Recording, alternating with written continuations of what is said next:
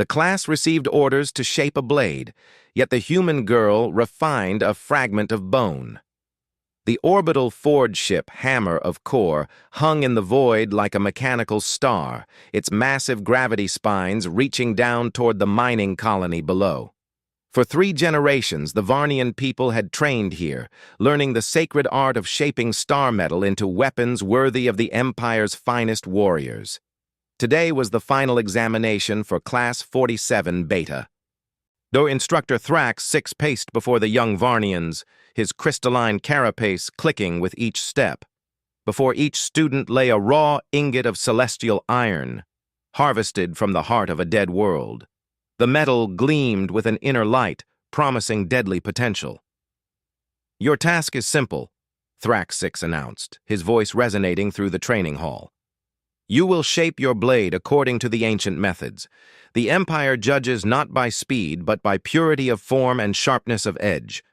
You have until the 3rd sun cycle to complete your work." The Varnian students immediately began their sacred rituals.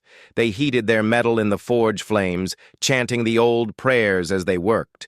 Their forearms moved in perfect synchronization, hammering and folding the star metal again and again. This was the way it had always been done. This was the way it would always be done. At the far end of the hall sat a single human girl named Elena. She was small compared to her Varnian classmates, barely reaching their chests. Her skin was soft where theirs was armored, her movements quick where theirs were measured.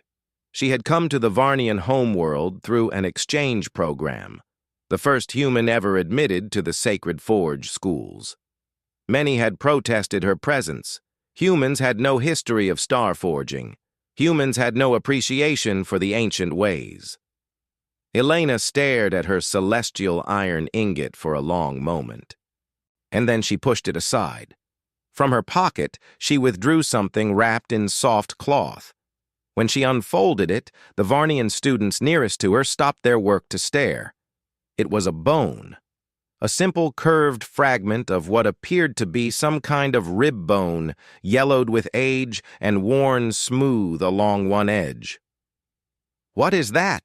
whispered a Varnian student named Krell 7, his mandibles twitching with confusion. Elena did not answer. She held the bone up to the light streaming through the observation dome, studying its curve, its grain, its inner structure. Then she walked to her workbench and began. While the Varnians chanted and hammered, Elena worked in silence. She did not use the great forge flames. Instead, she built a small fire from simple materials, feeding it with dried branches from the colony's imported earth trees. She held the bone fragment over this humble flame, turning it slowly, watching the way the heat changed its color. "This is madness," Krell 7 muttered to his neighbor. "She rejects star metal for dead matter. The instructors will fail her before the first cycle ends." But Elena continued, oblivious to their whispers. When the bone had been properly heated, she began to shape it, not with hammers and prayers, but with small tools of her own making. A piece of rough stone to grind away imperfections, a length of leather to polish, and her own fingers to feel for weaknesses. The first sun cycle passed. The Varnians produced rough blades, still needing countless folds and hammerings. Elena's bone fragment had become thinner, more refined, but it was still clearly a bone. By the second sun cycle, the Varnian students had begun to take shape. Krell 7's blade showed promise, its edge already gleaming with deadly potential. Others had produced weapons that would earn them places in the Empire's legions. But they worked with confidence now, their movements sure and practiced. Elena had stopped working entirely. She sat cross-legged on the floor, the bone fragment in her lap, her eyes closed. Sometimes she would open them and simply look at the bone for a long while. Other times she would run her fingers along its surface as if reading some hidden text. "The human has given up," said one student. "She realizes her error," said another. "Perhaps now she understands that our ways are superior." But Elena had not given up. She was listening. Her grandmother had taught her this, not the techniques of shaping bone, though those had been passed down through generations. No, her grandmother had taught her to listen to the story inside every piece of material. The star metal the Varnians used had no story. It was born in cosmic violence, shaped by forces beyond comprehension, but it had no memory of living. It had never known breath or heartbeat or the warmth of another creature. The bone in Elena's hands had lived. It had belonged to a great beast that had walked her grandfather's land, that had felt the sun on its hide and the grass beneath its feet.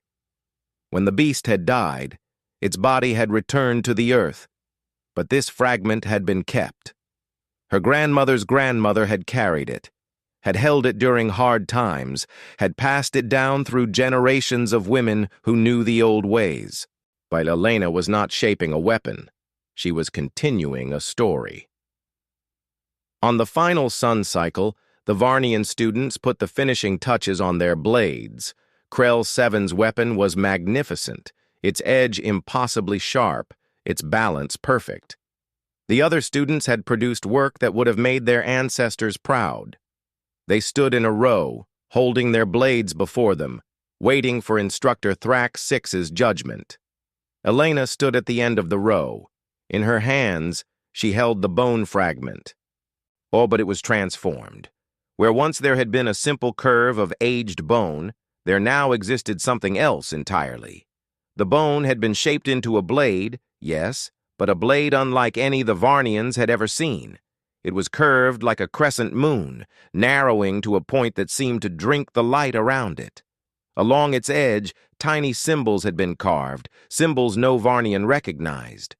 The bone itself had changed color, and deepening to a rich amber with veins of dark brown running through it like rivers on an ancient map. Instructor Thrax 6 walked slowly along the line of students. He examined each blade with critical eyes, testing edges and balances, checking for flaws invisible to lesser beings. When he reached Krell 7, he paused. "Excellent work," he said. "The folding is precise, the edge true. You have done your ancestors proud." Krell 7's chest swelled with pride. Then Thrax 6 reached Elena. He stopped, and his crystalline eyes focused on the bone blade with an intensity that made the other students nervous. For a long moment, he said nothing. He did not touch the blade. He simply looked at it. "What is this?" he finally asked. Elena met his gaze without flinching. "A blade, Instructor. This is not star metal. This is not any metal I recognize. What have you done?" "I have shaped a blade," Elena said simply. As we were instructed." Thrax 6's mandibles clicked in a pattern that suggested irritation. "You were given celestial iron, the finest material in the known galaxy for weapon crafting, and you chose to work with... what? Some organic residue from your homeworld?" "Yes, Instructor." "Do you understand the purpose of this examination? We are not merely teaching you to shape metal. We are teaching you to honor the traditions that have kept the Varnian Empire strong for 10,000 years. The star metal remembers the birth of worlds. It carries within it the potential for infinite sharpness, infinite strength. Your little bone carries nothing but decay." Elena looked down at the blade in her hands. She ran her thumb along its edge, not hard enough to cut, but enough to feel the work she had put into it. The hours of grinding, the careful polishing, the tiny carvings that told the story of the beast who had given its bone, and the women who had kept it safe across centuries. This bone remembers," she said quietly. "It remembers sun and grass and the slow breath of a living creature. It remembers the hands that held it, the prayers whispered over it, the tears that fell on it during hard winters. The star metal you honor so much remembers only fire and void. It has never lived. It has never died. It has never known what it means to be part of something that breathes." Thrax 6 stared at her for a long moment. Then he did something that shocked every Varnian student in the hall.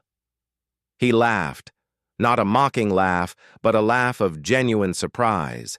His crystalline form vibrated with it, sending tiny shimmers of light across his carapace. "You speak of your bone as if it were alive," he said, "as if it had a soul." "In my grandmother's tradition," Elena said, "everything has a soul. The rock, the tree, the bone. Everything carries memory. The trick is learning to listen." Thrax 6 reached out and took the bone blade from Elena's hands. He held it up to the light, examining it with the same critical eye he had used on the star metal weapons. But there was something different in his examination now. He was not looking for flaws in the material. He was looking for something else entirely. After a long moment, he spoke. "Show me." Elena blinked. "Show you what?" Instructor? "Show me what this blade can do that star metal cannot." Elena hesitated for only a moment. Then she took the blade back and walked to the observation dome. The other students followed, curious despite themselves.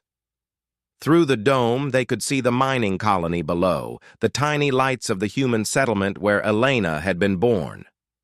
Elena held the blade up so that the light from the distant star struck it directly. The amber bones seemed to catch fire, glowing from within. The tiny carved symbols cast shadows on her face, shadows that moved and shifted like living things. "This blade will never be the sharpest," she said. "Star metal can hold an edge that will last for millennia. This bone will dull with use and will need to be resharpened. This blade will never be the strongest. Star metal can cut through armor that would shatter bone, but this blade has something star metal will never have." She lowered the blade and held it against her chest, over her heart. "This blade has memory. It carries the story of the beast who lived and died, the women who kept it safe, the girl who shaped it with her own hands. When I hold this blade, I hold all of them. When I fight with this blade, I fight with generations behind me. The star metal warriors fight alone. They have only the metal and the void it came from. I have everything that ever lived and loved and passed its story down to me." The Varnian students were silent. They looked at their own blades. Perfect and gleaming and empty of anything but sharpness. They looked at Elena's bone blade, imperfect and limited and overflowing with meaning. Krell 7 stepped forward. "Instructor, I request permission to ask the human a question." Thrax 6 nodded. Krell 7 turned to Elena. "Could you teach us to listen, as you do, to find the stories in things?" Elena smiled. It was a small smile, but it lit her face like the bone blade had lit the observation dome. That's the thing about stories," she said. "They want to be heard. They've been waiting for someone to listen." The second part continues Elena's journey as she bridges two worlds, teaching the Varnians to hear the voices in their own ancient materials while facing resistance from traditionalists who fear change. Her bone blade becomes a symbol of a new way of thinking, one that honors both the cold perfection of star metal and the warm memory of living things. Years later, Elena stands in the great hall of the Varnian High Council, her bone blade at her side. Behind her stand hundreds of Varnian warriors, each carrying weapons shaped not just from star metal, but from materials that carry memory. Some carry blades forged from the crystals of their homeworld, shaped to sing in the presence of their ancestors. Others carry weapons made from the shells of ancient Varnian heroes, transformed into tools of protection for future generations. And the High Council had summoned her to answer for her teachings. They expected to find a heretic who had corrupted their sacred traditions. Instead, they found a revolution. "You have changed everything," the High Counselor said, his ancient voice trembling. "Our people have shaped star metal for 10,000 years. We believed it was the only way. And now you tell us that we have been deaf to the voices of our own world?" Elena shook her head. "Not deaf. Just focused on one kind of music. The star metal sings beautifully. It always has. But there are other songs. Your world is full of them. The crystal caves beneath Yai,